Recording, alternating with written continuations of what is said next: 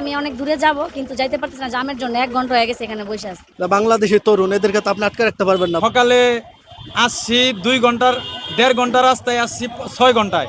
ম্যাপও দেখলাম পুরো রাস্তায় জ্যাম, মহাখালী ওইদিকেও জ্যাম, এদিকে সোজা সায়েন্স ল্যাব পর্যন্ত জ্যাম, যেদিকে যাবো ওইদিকে জ্যাম। তার মানে আজকের এই সমাবেশের কারণে হয়তো বা এই জ্যামটা, এরকম জ্যাম আমরা কখনো পাই না নর্মালি। না, এটা এই পরিস্থিতি থেকে উত্তরণ দরকার, জরুরি দরকার। মানে সাধারণ মানুষ এখন মরণ অবস্থা, সাধারণ মানুষ না খেয়ে মরবো। ট্রেনে এক খেপ নয়েছি 100 টাকা, আর 2 ঘন্টা লাগছে আইতে। যানজটটা তো কম হলে সবারই ভালো হয়, বোঝেন নাই?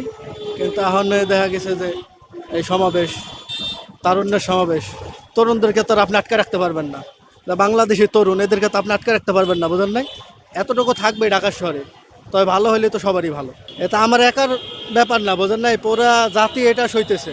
এগুলো যে ঠিক না, যারা করতেছে তারাই এর জন্য ভুক্তভোগী, তারাও ভুগবে, বোঝেন না? এগুলো এসে গেল গালাগালি করতে হয় এদেরকে, এটা তো করা যাবে না। আমরা ভাই গুলিস্তান গিয়েছিলাম, চকবাজারে গিয়েছিলাম, এখন যাচ্ছি মিরপুর। আমাদের ওইখান থেকে এখানে অলরেডি 3 ঘন্টা রানিং চলতেছে, 3.25 ঘন্টা এখন এখানে বসে আছে।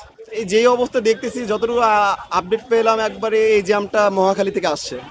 ম্যাপও দেখলাম পুরো রাস্তায় জ্যাম, মহাখালী ওইদিকেও জ্যাম, এদিকে সোজা সায়েন্স ল্যাব পর্যন্ত জ্যাম, যেদিকে যাবো ওইদিকে জ্যাম। তার মানে আজকের এই সমাবেশের কারণে হয়তো বা এই জ্যামটা, এরকম জ্যাম আমরা কখনো পাই না নর্মালি।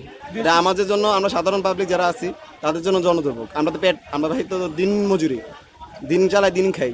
আমি আপনার বেরোছি বাইতুল মোকাররম থেকে, 1.5 ঘন্টা হলো বেরোছি, 1 কিলোমিটার মতো আসছি। আর মিরপুর থেকে আমি বাইতুল মোকাররম গেছি 2.5 ঘন্টায়। সংস্কার এটুকু দেখতেছি যে তো দৃশ্যমান তো কিছু দেখা হারতেছি না।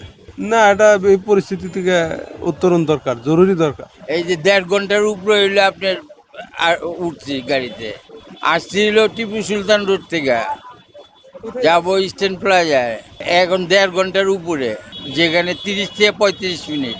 সংস্কার এটা সম্বন্ধে আসলে আমরা রাজনীতি করি না, তো আমরা এটা সম্বন্ধে আমাদের অভিজ্ঞতা নাই, আমরা এগুলি জানি না। মানে সাধারণ মানুষ এখন মরণ অবস্থা, সাধারণ মানুষ না খেয়ে মরবো। কারণ ব্যবসা বাণিজ্য বলতে সব শেষ ব্যবসা।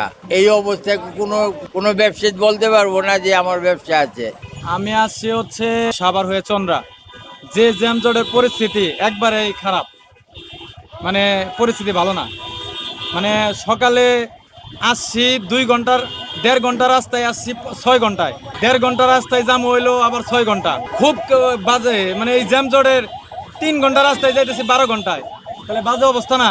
রাস্তার উপরে সমাবেশ হলে রাস্তাঘাট বন্ধ করিয়া যানজট তো থাকবোই। এই প্রতিদিনই তো এই অবস্থায়, মনে করেন যে আমরা যারা গাড়ি চালাই হারারও অসুবিধা, যারা যাত্রী হারারও তো অসুবিধা।